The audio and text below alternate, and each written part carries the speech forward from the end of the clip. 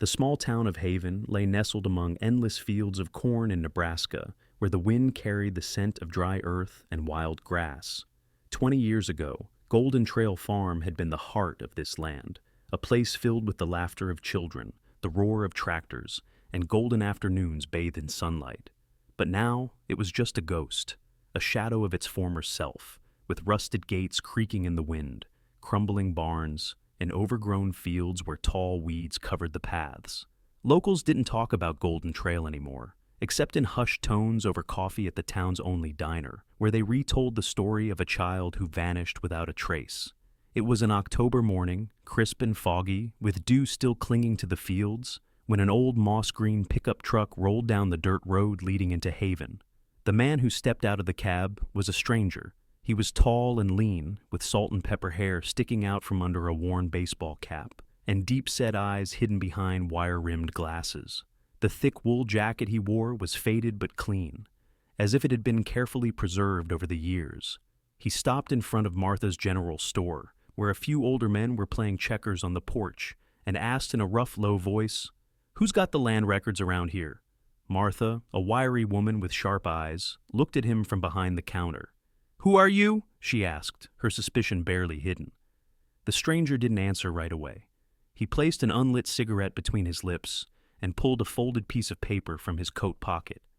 "Name's Elliot Graves," he said, his voice steady, as if the name carried no special weight. "I just bought Golden Trail. Need someone to show me the way." The news spread through Haven like a gust of autumn wind. Within the hour, the entire town knew about the man in his 50s who had the nerve to spend money on that cursed land. "Golden Trail," muttered old Hank, who used to work there 20 years ago, as he sipped his coffee. "That place ain't real anymore, just ghosts and memories." The others nodded, avoiding each other's eyes. They all remembered that fateful day, a sweltering summer afternoon when the young son of a farming family disappeared in the fields. No footprints, no screams, no clues. The police scoured the entire area, but all they found was a single tiny shoe lying alone in the corn. The family left not long after, and Golden Trail began to die with them. Elliot Graves didn't care about the whispers. He moved into a small house near the farm, bringing only a few boxes and an old suitcase. The townsfolk noticed he didn't talk much, only speaking when necessary. He came into Martha's store for coffee, cigarettes, and some gardening tools, always paying with crumpled dollar bills.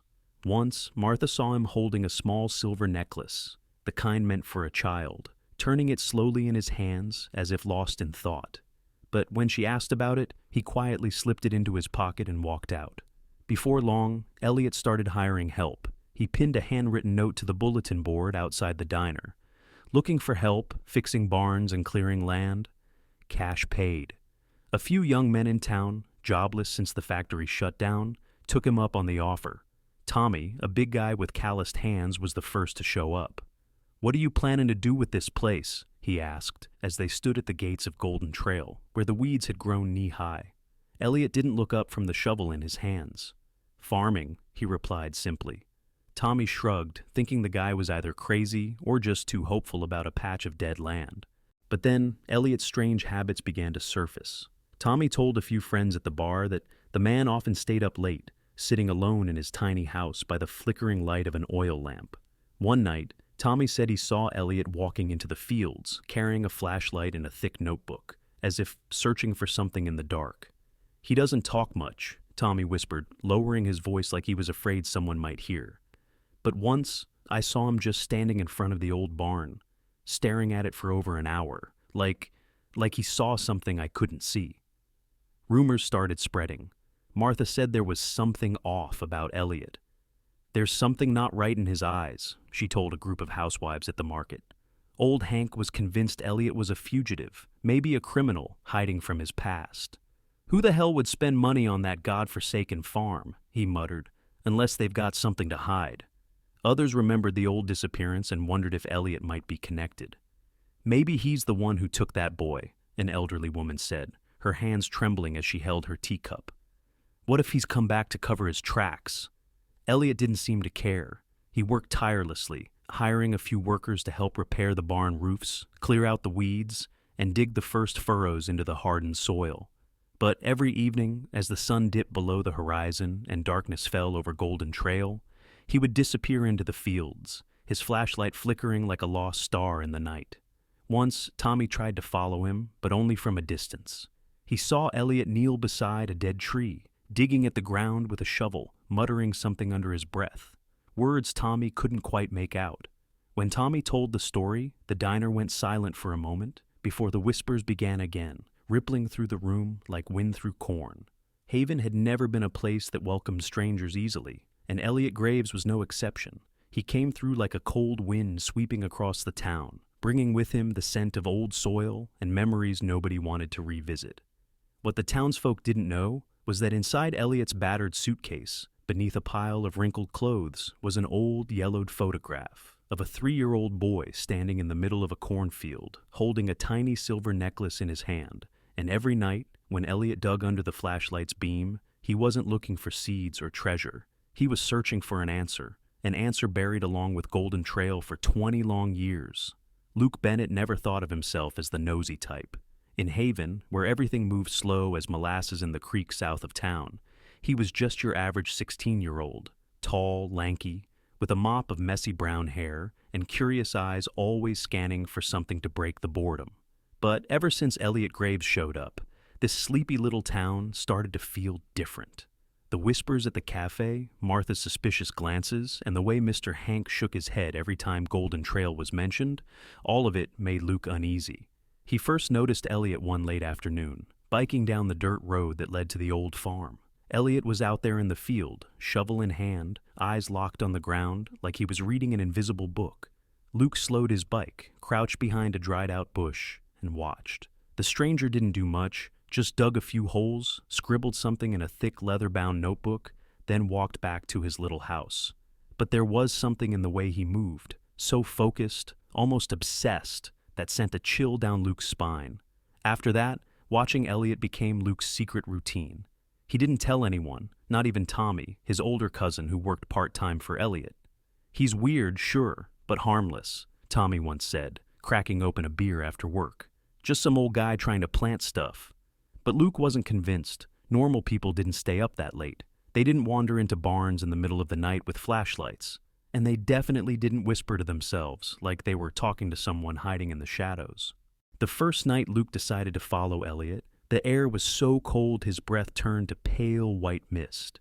He wore an old hoodie, pulled the hood tight over his head, and biked close to Golden Trail.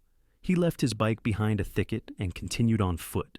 The pale moonlight cast a silver sheen over the field, illuminating Elliot's tall, slender frame as he stepped out of the house with a flashlight and his notebook, heading straight for the old barn, a crooked structure with a rusted tin roof and rotting wooden walls. Luke held his breath and crouched behind a pile of old lumber about 20 yards away. Elliot stopped at the barn door, sweeping his flashlight across the gaps in the walls like he was searching for something. Then he knelt, set the notebook aside, and began to dig. The sound of the shovel striking dirt came in dry, steady rhythms, broken only by the wind whistling through the cracks in the boards. Luke squinted, trying to make out what was happening. Elliot wasn't digging deep, just a few strokes, then he stopped, picked up something small, maybe a splinter of wood or a stone, and carefully jotted something in the notebook. He muttered under his breath, his voice low and fragmented, but Luke caught a few words. "Can't hear too long." Luke's heart pounded. He nearly jumped when an owl called out from somewhere in the dark, making Elliot look up. The flashlight beams swept across the field, narrowly missing the spot where Luke lay. He pressed his face to the cold grass, praying not to be seen. Luckily, Elliot just stood still for a moment, then went back to work. It wasn't until the man finally returned to his house that Luke dared to exhale, his hands trembling as he wiped the sweat from his forehead. He didn't know what Elliot was doing, but it sure as hell wasn't farming. The next morning, Luke stopped by Martha's cafe, pretending to browse for candy while eavesdropping. Martha was telling a few regulars about a strange phone call she had overheard the day before. "He was on the phone with someone," she whispered, polishing the counter. "Real quiet, but I heard the name Hannah. Said something like, 'I need you to come back. There's something that needs to be settled.'" Then he hung up. Luke feigned indifference, but the name Hannah echoed in his mind like a puzzle piece that almost fit. From what Luke remembered from old stories told by Mr. Hank, Hannah was a woman who had lived in Haven 20 years ago. She left town right after the boy disappeared, a detail the townsfolk often recalled with suspicion. She knew something, Hank once said with a knowing tone, but no one ever dared to ask. Luke couldn't shake the feeling that Hannah and Elliot were somehow connected, that they were both tied to that terrible day in a way no one yet understood. Over the next few days, Luke kept watching. He discovered that Elliot didn't just dig near the barn. One night, he ventured out to the edge of the field, to a dead oak tree that had long since withered. Elliot stood there, his hand brushing the bark, then dug again, noted something, repeated. Once, Luke saw him pull a tiny silver necklace from his coat pocket, the same one Martha had mentioned, and hold it in his hand for a long time, his eyes lost in some faraway place. Meanwhile, scattered memories began surfacing in Elliot's mind, no matter how hard he tried to push them back.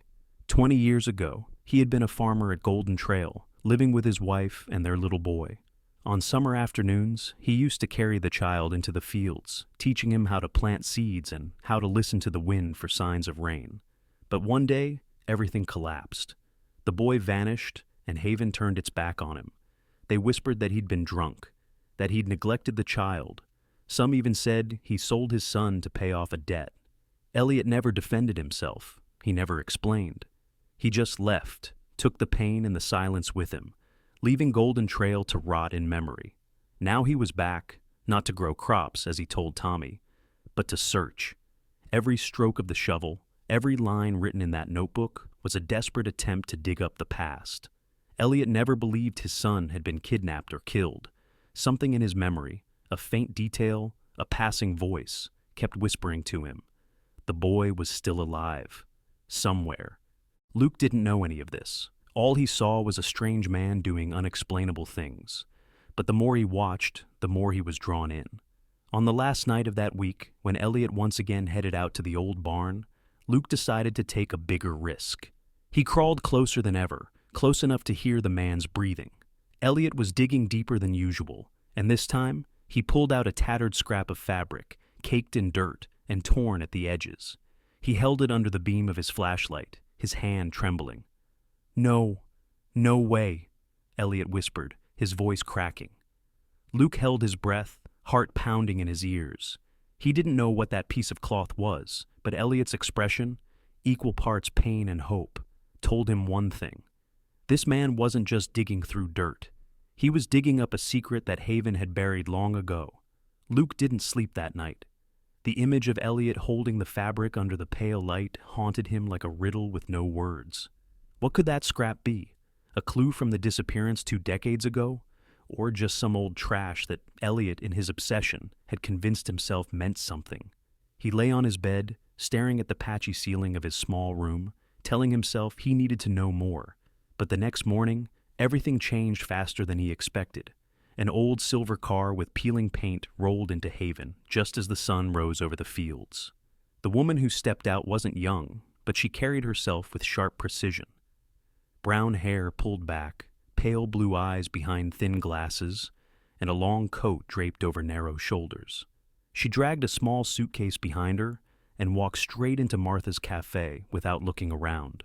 Luke, sitting in the corner with a mug of lukewarm cocoa, heard her name whispered all around him. Hannah. "Dear Lord, is that really Hannah Coleman?" Martha murmured to Mr. Hank, her hand frozen mid-wipe on the counter. "I thought she'd never come back," Hank muttered, furrowing his brow and taking a sip of coffee. "Something's definitely going on. She left right after that boy went missing. Now she shows up, right when that Elliot fella's back. That's no coincidence." Luke pretended to nibble on a biscuit, but his ears were sharp, catching every word.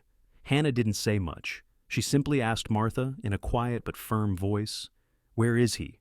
Less than an hour later, Hannah stood at the front door of Elliot's small house at the edge of Golden Trail. Luke, his curiosity overpowering any sense of caution, had followed her on his bike and now crouched behind a nearby bush. He watched as Hannah knocked. When Elliot opened the door, the air between them was thick and heavy. "You came," Elliot said in his rough, gravelly voice. He didn't sound surprised, nor did he sound happy. Hannah didn't reply. She stepped inside, clutching a worn folder with frayed edges and yellowing papers. Inside, the dim oil lamp cast flickering shadows across their faces. Hannah placed the folder on the table, her voice cool and steady. "These are all the records I kept from the case. Police reports, witness statements, even things they never released." Elliot stared at the papers, his hand frozen over the small silver necklace he'd just taken from his coat pocket. "And what do you think I need this for?" he asked, but the look in his eyes said everything. He needed it more than anything else. Hannah sat down and let out a slow breath. "Elliot, I didn't come back to help you prove your innocence. I came back because I want to know the truth too. But you have to tell me. What have you found?" Elliot stayed quiet for a long moment. Then he stood, walked to the corner of the room, and brought out the thick leather notebook Luke had seen before. He opened it, pointing to scribbled notes and rough sketches. "I dug by the barn, by the old oak, at the edge of the field.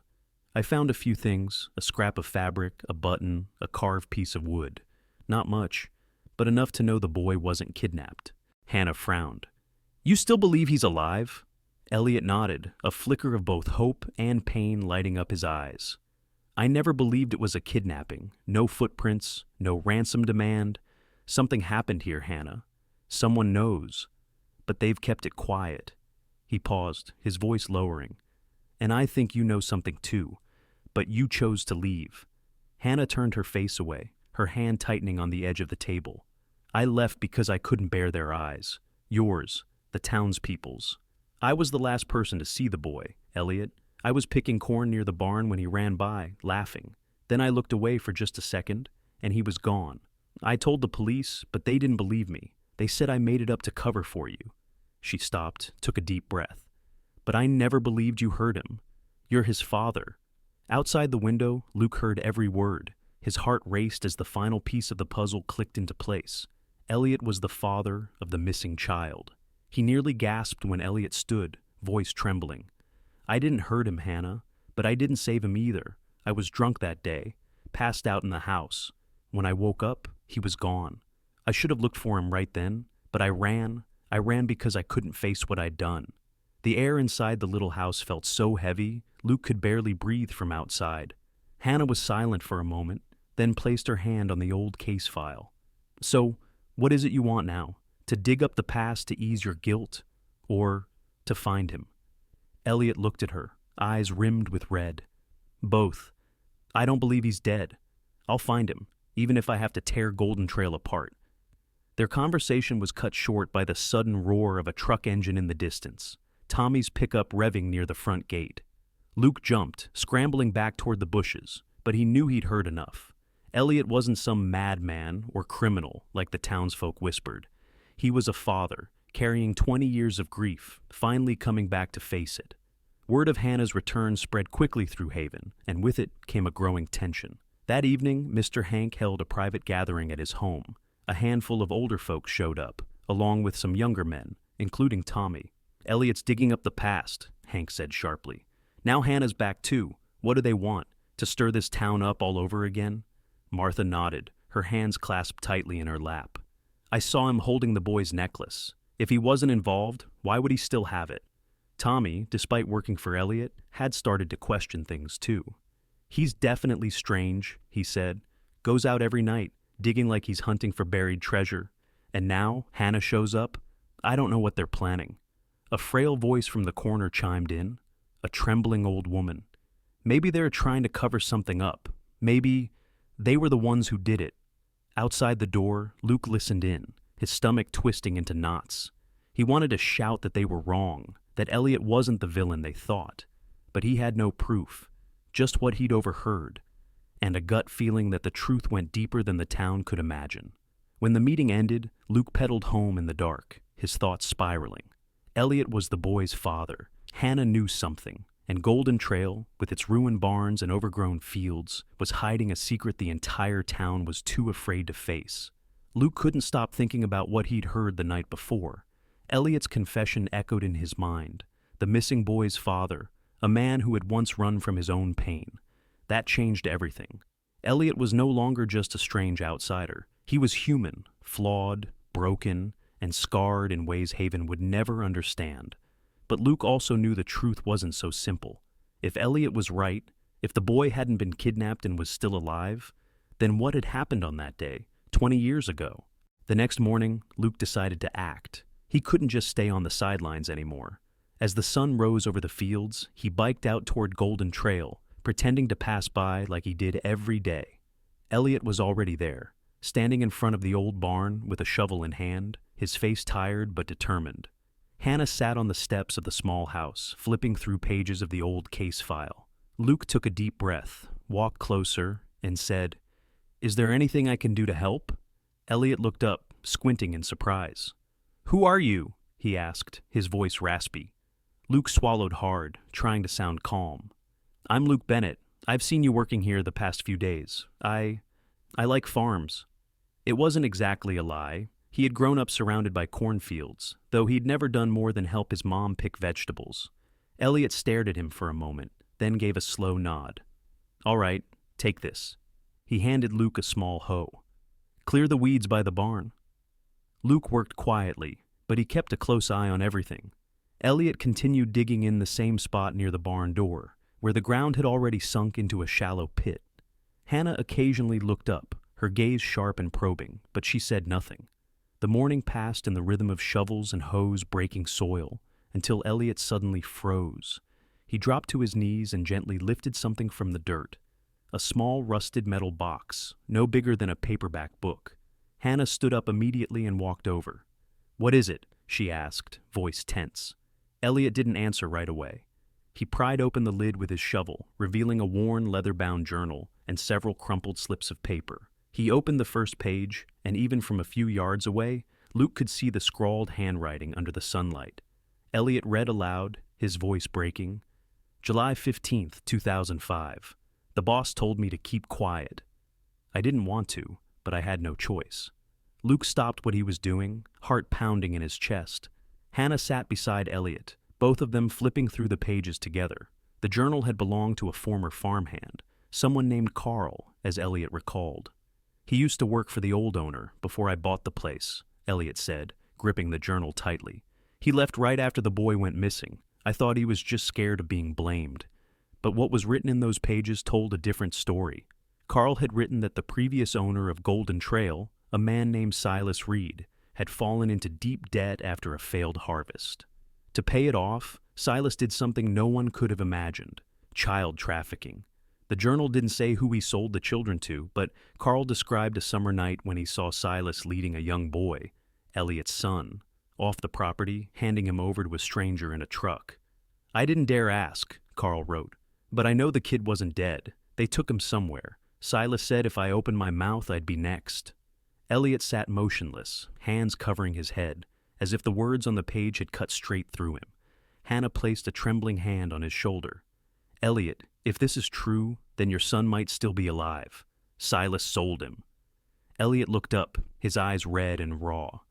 "I always knew Silas was dirty. He was always making shady deals. But I never thought he'd do that to my child." Luke, though uninvited, stepped closer. "So what now?" he asked, voice small but firm. Elliot turned to him, and for the first time, really saw the boy standing there. "Now I have to find him," he said. "Wherever he is, I have to find him."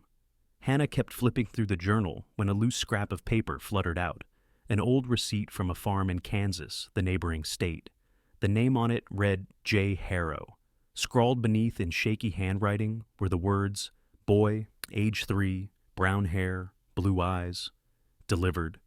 July 18th, 2005. "Jared," Hannah whispered, her hand trembling. "The birth date matches your son's, Elliot. If he's alive, he'd be about 23 now." Elliot took the slip of paper, his eyes shining with a mix of hope and dread. "Kansas," he murmured. "I'm going there." Luke couldn't hold it in anymore. "I'll help you," he said, his voice steadier than he expected. Elliot looked at him, then slowly nodded. "You're brave, kid, but I need you here. Keep an eye on the townsfolk. They're starting to suspect me." Luke nodded, though he knew that wouldn't be easy. The town had already started whispering about Hannah, about Elliot's late-night digging, and even about Luke's own curiosity. Sure enough, word about the metal box spread fast, not because of Luke, but because of Tommy. His cousin had passed by Golden Trail to pick up some tools and accidentally saw Elliot and Hannah opening the box. That evening at the cafe, Tommy shared what he'd seen, his voice filled with suspicion. They found something, an old box with papers inside. I heard them mention Silas Reed.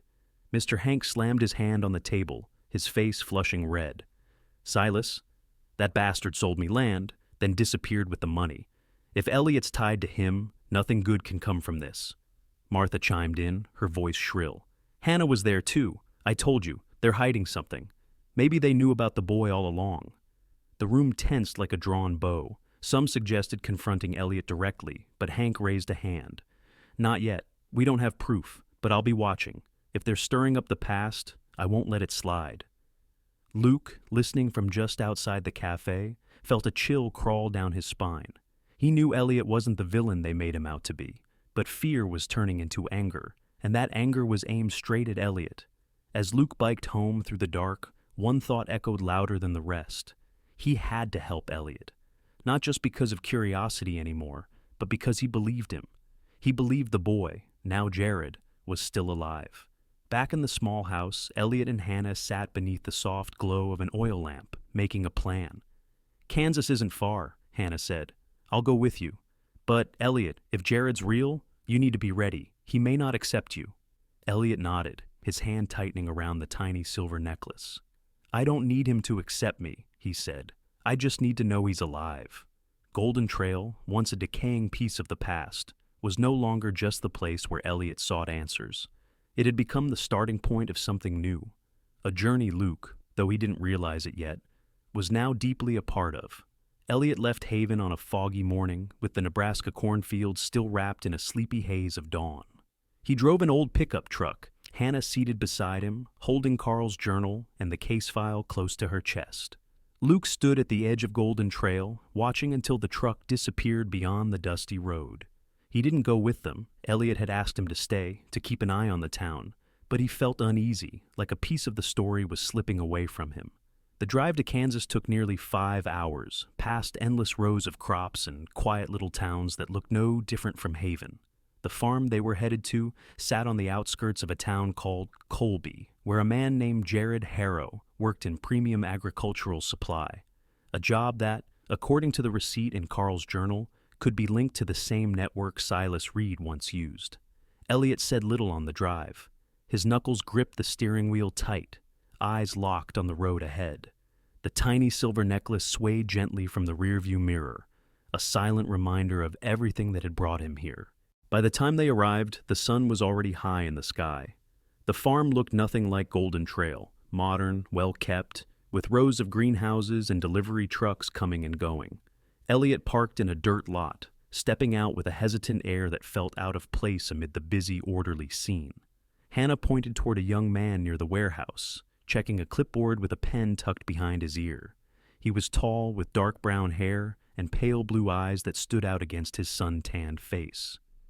That could be him, Hannah whispered. Elliot didn't answer. He just walked forward, each step heavy with the weight of 20 years. Jared Harrow looked up as the unfamiliar man approached. He wore a checkered shirt with the sleeves rolled up, his voice brisk and businesslike. Can I help you? Elliot stopped a few steps away, staring at him as if trying to summon a memory from the depths of time. My name is Elliot Graves, he said, voice rough. I'm from Haven, Nebraska. I think you might be the person I've been looking for. Jared furrowed his brow and set the clipboard down. Haven? Never heard of it. You've got the wrong guy. He turned, ready to walk off, but Elliot stepped forward, more urgent now. You were born July 16th, 2002, right? You were adopted when you were a child. I have proof. Jared paused, then turned back, eyes narrowing with both suspicion and annoyance. How the hell do you know that? I don't have time for this. Hannah stepped in, holding out the scrap of paper from Carl's journal. We're not making this up, she said. This is a receipt from a transaction 20 years ago. A 3-year-old boy with brown hair and blue eyes, delivered from Golden Trail to Kansas. Your name and birth date match. Jared took the paper and skimmed it quickly before scoffing. You people are crazy. I've lived with my adoptive parents since I was a baby. I don't have anything to do with Nebraska. He tossed the paper to the ground, but his eyes froze when Elliot reached into his coat pocket and pulled out a tiny silver necklace, holding it up. "This belonged to my son," Elliot said, voice trembling. "He wore it from the day he was born, and if you're not him, then tell me why there's a faint scar on your left wrist, right where the leather strap of this necklace used to rub." Jared instinctively reached for his left wrist, where a faint scar ran along the vein. He stepped back, face paling. You're making that up. I don't know you." The air grew thick with tension. Jared turned sharply, walking back toward the office, but Elliot followed, almost pleading. "I'm not asking you to believe me. I just want you to listen. I'm your father, Jared. I lost you 20 years ago, and I've spent my life trying to find you." Jared stopped but didn't turn around. "My father is the man who raised me," he said coldly. "He's inside, and he doesn't like strangers bothering me. You should leave." Elliot stood frozen as an older man stepped out of the office. Jared's adoptive father, Daniel Harrow. He was tall, with white hair and eyes sharp as knives. "What's going on here?" he asked, his deep voice full of authority. Hannah started to explain, but Daniel cut her off. "I don't care what papers you have. Jared is my son. I raised him since he was an infant. Don't come here stirring things up." He turned to Jared and said firmly, "Go inside." Jared obeyed, but as he stepped through the door, his eyes flicked once more to the silver necklace in Elliot's hand, and just for a second, a flash, the smell of dry grass, the sound of wind through a cornfield, a large hand holding his tiny fingers. He shook his head, telling himself it was just imagination, but the seed of doubt had been planted. Elliot and Hannah left without another word. On the drive back, Hannah glanced at him, her voice gentle. "He didn't believe you, but he hesitated. You saw that, didn't you?" He looked at the necklace. Elliot nodded, gripping the steering wheel tightly. "I'll come back," he said quietly. "I'm not giving up." Meanwhile, back in Haven, Luke continued his mission. He noticed the tension in town growing by the day. Mr. Hank and a few others had started patrolling near Golden Trail, muttering about driving Elliot out if he dares come back. Tommy, though still working for Elliot, had become more distant, pulled into the swirling rumors and suspicion. Luke knew time was running out. If Elliot didn't find Jared soon, Haven wouldn't give him another chance. In Kansas, Jared couldn't sleep that night. He sat by the window, staring out at the dark, silent fields. The scar on his wrist seemed to burn every time he thought of Elliot. He dug through memories, stories his adoptive parents had told him about how they got him from a center in Kansas, and the strange recurring dreams he'd always had of cornfields he'd never seen. He kept telling himself it was just coincidence, but deep down, the doubt was taking root. "What if he's telling the truth?" he muttered to himself, fingers brushing the scar. The next morning, Daniel called Jared out to talk. "That man from yesterday," he said, firm and stern. "If he comes back, you don't speak to him. He's just here to stir things up." Jared nodded, but his eyes were hollow. Daniel didn't see it, didn't realize a crack had already formed inside Jared, between the man who raised him and the stranger with the silver necklace. Back in the truck, driving home to Haven, Elliot stared at the necklace swaying from the rearview mirror. "I saw it, Hannah," he said, voice rough. "I saw my son in his eyes. I'm not stopping now." Hannah nodded, though she knew this journey wasn't just about finding Jared. It was about facing what would come next, once the truth was exposed. Elliot and Hannah returned to Haven in the late afternoon, the Nebraska sky glowing a burnt orange. The old pickup rumbled down the dirt road, kicking up a soft trail of dust behind it. Luke was waiting at the edge of Golden Trail, hands shoved deep into the pockets of his hoodie, worry plain on his face. "You saw him?" he asked the moment Elliot stepped out. Elliot nodded but said nothing more. He walked silently into the small house, still gripping the silver necklace. Hannah leaned over to Luke and whispered, "He didn't believe us, but we're not done yet." Elliot couldn't wait any longer. He'd seen Jared. He'd felt something stir in those blue eyes, something real, and he couldn't let that slip away. That night, under the dim oil lamp in his tiny home, he convinced Hannah to help him take one last step, a DNA test. "I need to be sure," he said, his voice barely more than a rasp. "If he's not my son, I'll stop. But if he is, I have to act." Hannah agreed, though they both knew it wouldn't be easy. They needed a sample from Jared, and Jared wasn't exactly the cooperative type. 2 days later, Hannah quietly returned to Kansas alone. She didn't approach Jared directly. Instead, she waited in the parking lot near the farm, watching from a distance. When Jared stepped out for a cigarette, she moved quickly. After he flicked the butt to the ground and walked away, she carefully picked it up with gloves and sealed it in a plastic bag. "Hope this is enough," she murmured before driving off. Elliot sent the cigarette sample, along with a strand of his own hair, to a lab in Omaha, using a favor from an old friend to rush the results.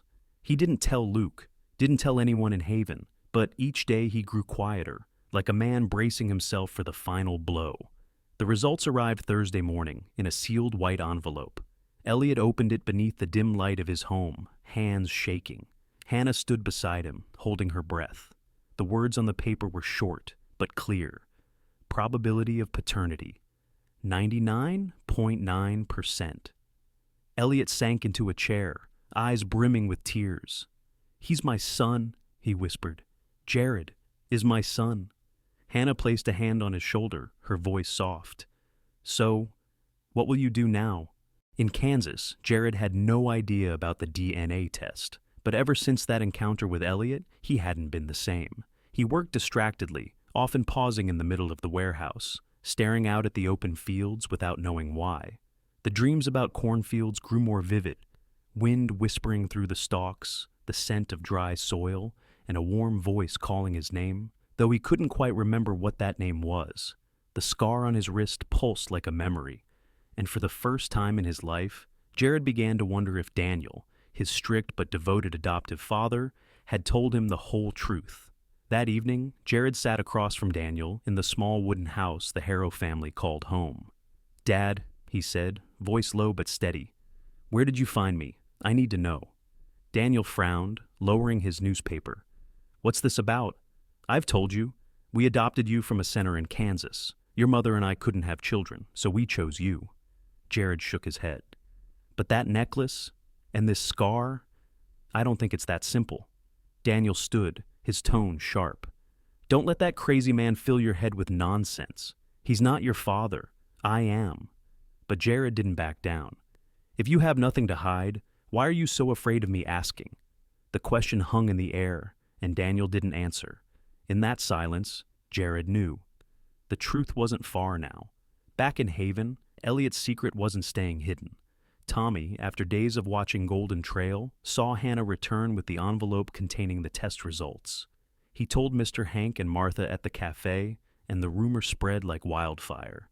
"Elliot knows who took the boy," Hank declared, furious, "and he's hiding it from the rest of us." But the truth got twisted. No one in town knew about Jared. They just assumed Elliot had come back to bury his sins, not unearth them. That night, a group gathered outside Golden Trail, led by Mr. Hank. They carried flashlights and wooden sticks, their faces tight with suspicion. Luke, having overheard Tommy, rushed ahead to warn Elliot. "They're coming!" he shouted, pounding on the door. Elliot stepped out, holding Carl's journal. His expression was calm but unwavering. The townspeople circled him, their voices rising in a storm of accusation. "What do you know about the boy?" someone yelled. "What are you hiding?" Elliot raised a hand, his voice deep but clear. "I'm not hiding anything. 20 years ago, Silas Reed sold my son to pay off his debts. I didn't know that until I found this journal." He held it up, letting flashlight beams catch the faded ink. "I stayed quiet because I was afraid of being blamed, of losing everything. But I was wrong. I came back to find my son. And I did find him." Mr. Hank shouted, "You're lying! If you knew what Silas did, why didn't you tell anyone? You let this town live in fear." Others nodded, anger bubbling. Elliot lowered his head, voice cracking. "I should have spoken up. I take full responsibility. But now I'm asking you, let me make it right. My son is alive, and I will bring him home." Luke pushed through the crowd, yelling, "He's telling the truth. I saw the journal. I know he didn't hurt anyone." But his voice was drowned in the roar of mistrust. A rock flew through the air and struck Elliot's shoulder. He didn't flinch. He stood there, still, silent, accepting the punishment he believed he deserved. Meanwhile, in Kansas, Jared pulled into a gas station, phone trembling in his hand. He'd found Hannah's number through a contact in Colby. After a long pause, he pressed call. "I want to see him," he said, voice shaky. "I need to know the truth." Hannah exhaled slowly, relief in her tone. "I'll arrange it." But deep down, she knew. When Jared came to Haven, he wouldn't just be meeting Elliot, he'd be stepping into the heart of two lives and choosing where his own truly began. Elliot, standing in the midst of an angry crowd, knew nothing of the phone call that had been made. All he knew was that the truth had been exposed, and its price was heavier than he'd imagined. But he had no regrets. "I'll make it right," he whispered as Luke pulled him back into the house before things spiraled out of control. "No matter what it costs me." After the confrontation at Golden Trail, a strange silence settled over Haven. It was as if the town had exhaled after 20 years of holding its breath. The townspeople didn't return that night. Maybe Luke's outcry had rattled them, or maybe they simply needed time to face the truth Elliot had laid bare.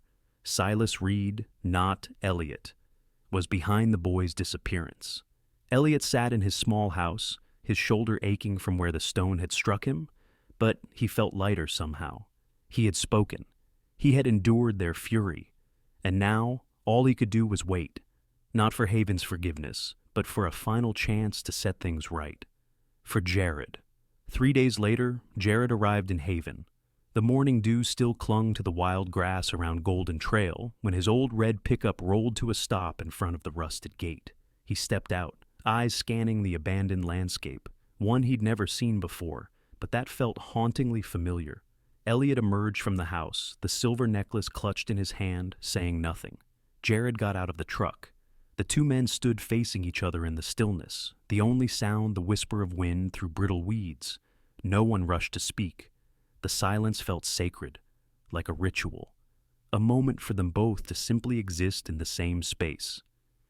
"I've been thinking," Jared finally said, his voice steady, his hands deep in his jacket pockets, "about the necklace, about the scar on my wrist, about the dreams I've never been able to explain. Cornfields, the wind, and a voice I can't quite remember. I called Hannah. She told me everything about Silas, about the DNA test." He paused, breathing in, his eyes flicking from Elliot to the ground. "I believe you're my father, but I don't know what that means for me now." Elliot nodded slowly, his eyes red but dry. He stepped closer, voice low and gentle. "I don't expect you to call me Dad. I lost that right 20 years ago, when I ran instead of looking for you. I just wanted you to know the truth, and if you'll let me, I want to be near you, not to reclaim what was lost, but to start something new, even if it's small." Jared looked at him, then turned his gaze to the field. "I grew up with Daniel," he said. "He's not perfect, he's strict, sometimes stifling, but he raised me. He taught me how to live. I can't turn my back on him." "Then don't," Elliot replied, calm but firm. "You don't have to choose between us. I'm not here to replace Daniel. I just want you to know where you come from, and if you want it, you can be part of this place too." He gestured to Golden Trail, where the first rows of earth had already been cleared, thanks to Luke and a few hired hands. Jared was quiet for a long moment, his eyes fixed on the cracked soil. Then he nodded slowly. "I'll think about it," he said. It wasn't a dramatic reunion. It wasn't overflowing with emotion. But it was a beginning, and for Elliot, that was enough to lighten the weight in his chest. Jared didn't stay long that day. He returned to Kansas, but not to cut ties. He started calling Elliot, short conversations about work, about organic farming, about which seeds held up best in Nebraska's dry ground. They spoke in a language both of them understood, without needing to explain. Daniel wasn't pleased when he found out.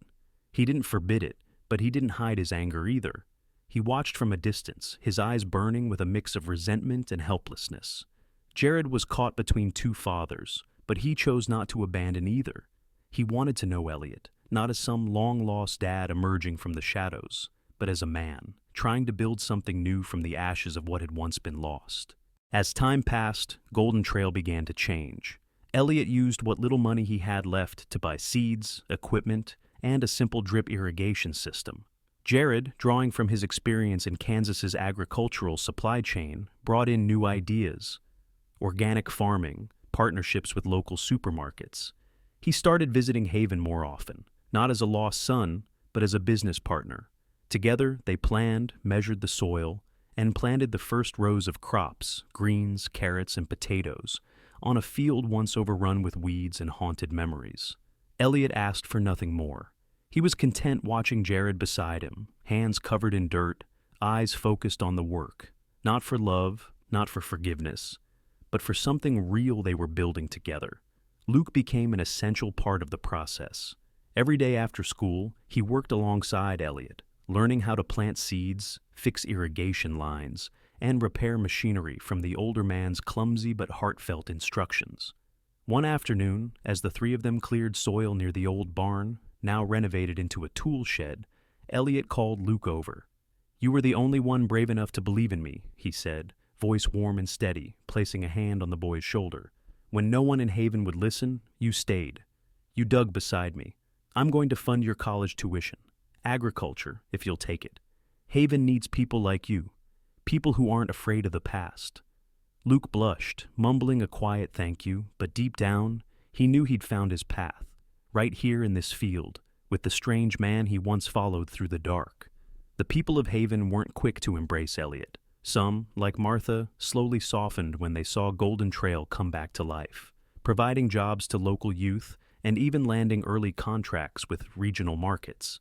Mr. Hank kept his distance, still muttering about digging up ghosts, but he no longer led protests. The truth about Silas Reed, painful as it was, had released the town from 20 years of whispering. They didn't forgive Elliot completely, but they let him be, and maybe that was all he ever needed to keep going. The following fall, Golden Trail hosted its first harvest festival. Lush rows of vegetables stretched across what was once barren earth. Towering mustard greens swayed gently in the wind. The air was fresh, rich with the smell of new soil, replacing the musty weight of memory. A small crowd gathered, locals, shoppers from Omaha, and a few curious reporters, around a modest wooden table stacked with fresh-picked produce. Jared stood at the center, dressed in a plain checkered shirt, raising his hand to introduce Elliot. "This is the man who laid the foundation for a new generation of farming," he said, his voice echoing across the peaceful field. Elliot stood beside him. He didn't smile, but his eyes gleamed as he looked at Jared, then Luke, then the land itself, the same ground where he had once dug in desperation to find his son, now a place of new beginnings. The event ended with a quiet image.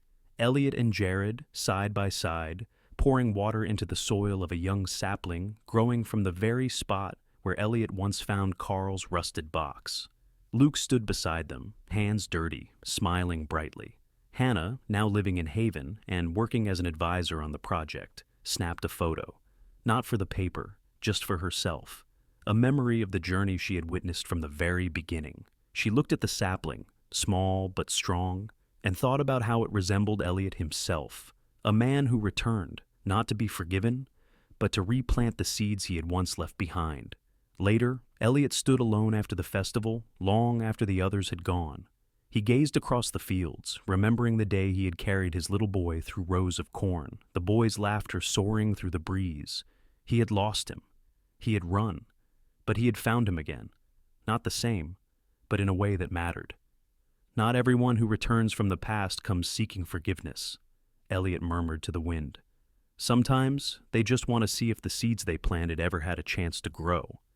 Golden Trail was no longer a place of ghosts and buried grief. It had become a legacy, not just Elliot's, but Jared's, Luke's, and Haven's. The field, once abandoned and forgotten, had come back to life, carrying with it the quiet hope that even the darkest past can still bloom.